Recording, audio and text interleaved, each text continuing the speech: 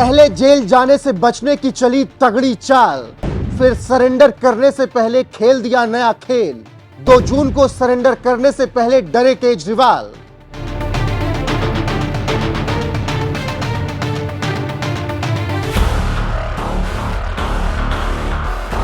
अरविंद केजरीवाल की 21 दिन की रियायत खत्म होने को आ गई है और अब एक बार फिर से 2 जून को सरेंडर करना है, यानी वापस तिहाड़ जाना है। लेकिन तिहाड़ जाने से बचने के लिए अरविंद केजरीवाल ने हर एक तिकड़म लगाया, हालांकि हर बार वो असफल रहे। उन्होंने कोर्ट में एक अर्जी डाली और तबीयत खराब होने का हवाला देकर 7 दिन की रिमांड बढ़ाने की मांग की, लेकिन कोर्ट ने उनकी चालाकी पकड़ ली और याचिका को सिरे से खारिज कर दिया गया, जिसका मतलब यह है कि केजरीवाल को फिर से तिहाड़ वापस जाना ही होगा, कोई चालाकी नहीं चलेगी। जिसके बाद अब 2 जून को सरेंडर करने पर एक ऐसा बयान केजरीवाल ने दिया है जिसने सभी को चौंका कर रख दिया है।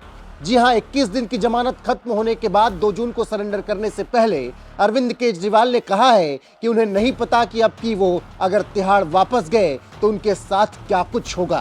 माननीय सुप्रीम कोर्ट ने मुझे चुनाव प्रचार करने के लिए 21 दिन की मोहलत दी थी। कल 21 दिन पूरे हो रहे हैं। परसों मुझे सरेंडर करना है। परसों वापस मैं तिहाड़ जेल चला जाऊंगा। मुझे नहीं पता ये लोग इस बार कब तक मुझे जेल में रखेंगे, पर मेरे हौसले बुलंद हैं। देश को तानाशाही से बचाने के लिए जेल जा रहा हूं। अब ये दिल्ली के सीएम अरविंद केजरीवाल का डर बोल रहा है या फिर कुछ और, ये तो पता नहीं, लेकिन वापस तिहाड़ जाने से पहले इमोशनल कार्ड पूरे दम के साथ केजरीवाल खेल रहे हैं। पहले तो ईडी के 10-10 बुलावे पर पेश नहीं हुए, लेकिन मां बाप को बिना किसी नोटिस के लिए खड़ा कर दिया और कह दिया कि दिल्ली पुलिस पूछताछ करेगी और परेशान करेगी।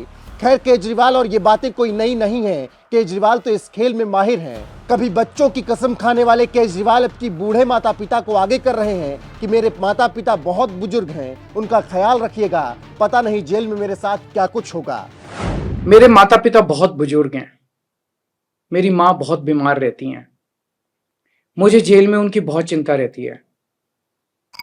मेरे पीछे से मेरे माता पिता का ख्याल रखना, उनके लिए दुआ करना, भगवान से प्रार्थना करना। दुआ में बड़ी ताकत होती है। आप मेरी माँ के लिए रोज प्रार्थना करेंगे तो वो जरूर स्वस्थ रहेंगी। अब देखना होगा कि केजरीवाल आगे क्या कुछ खेल खेलते हैं। दिल्ली आबकारी नीति मामले में 21 मार्च को गिरफ्तार होने के बाद जब 10 मई को जमानत पर छूटे तो उसके बाद से उनको देश में तानाशाही, अत्याचार नजर आ रहा है। वो बात अलग है कि मालीवाल मामले में वो खामोश बैठे हैं। फिलहाल देखना होगा कि 2 जून को जेल जाने के बाद केजरीवाल कब वापस लौटते हैं। अभी सुनिए उनका बयान, जिसमें वो सरेंडर करने से पहले खेल रहे हैं इमोशनल कार्ड। माननीय सुप्रीम कोर्ट ने मुझे चुनाव प्रचार करने के लिए 21 दिन की मोहलत दी थी। कल 21 दिन पूरे हो रहे हैं। परसों मुझे सरेंडर करना है। परसों वापस मैं तिहाड़ जेल चला जाऊंगा। मुझे नहीं पता ये लोग इस बार कब तक मुझे जेल में रखेंगे, पर मेरे हौसले बुलंद हैं। देश को तानाशाही से बचाने के लिए जेल जा रहा हूं, इसका मुझे फक्र है।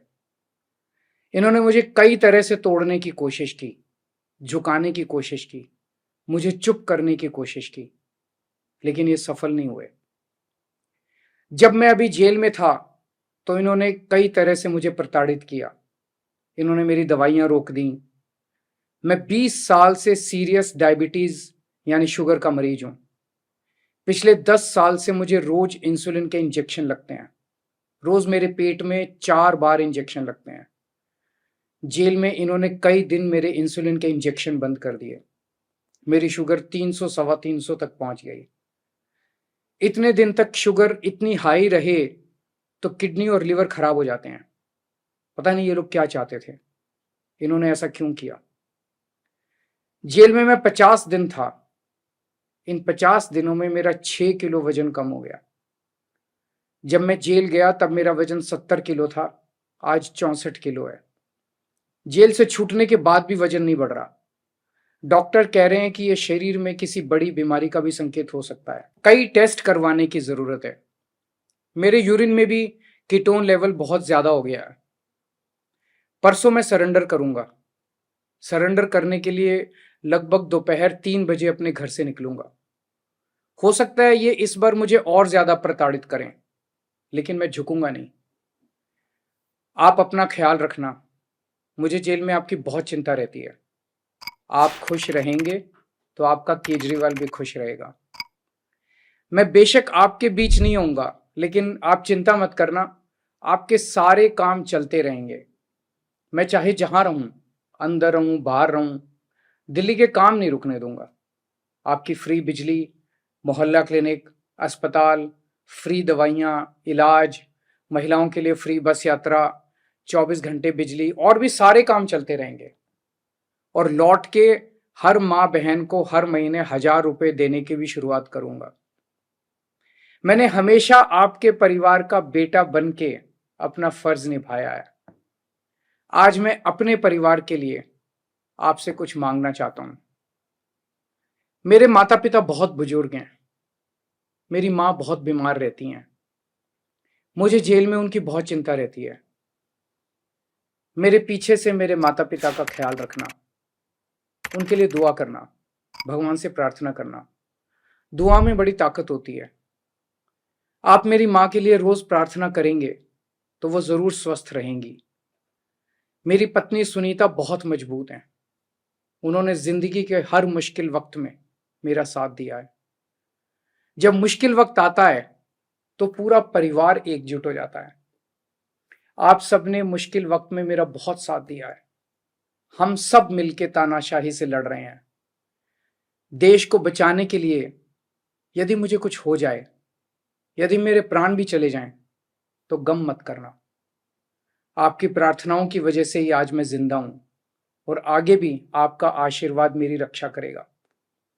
अंत में बस ये कहना चाहता हूं, भगवान ने चाहा तो आपका ये बेटा बहुत जल्द वापस आएगा। जय हिंद। माननीय सुप्रीम कोर्ट ने मुझे चुनाव प्रचार करने के लिए 21 दिन की मोहलत दी थी। कल 21 दिन पूरे हो रहे हैं। परसों मुझे सरेंडर करना है। परसों वापस मैं तिहाड़ जेल चला जाऊंगा। मुझे नहीं पता ये लोग इस बार कब तक मुझे जेल में रखेंगे, पर मेरे हौसले बुलंद हैं। देश को तानाशाही से बचाने के लिए जेल जा रहा हूं, इसका मुझे फक्र है। इन्होंने मुझे कई तरह से तोड़ने की कोशिश की, झुकाने की कोशिश की, मुझे चुप करने की कोशिश की, लेकिन ये सफल नहीं हुए। जब मैं अभी जेल में था तो इन्होंने कई तरह से मुझे प्रताड़ित किया। इन्होंने मेरी दवाइयां रोक दी। मैं 20 साल से सीरियस डायबिटीज यानी शुगर का मरीज हूं।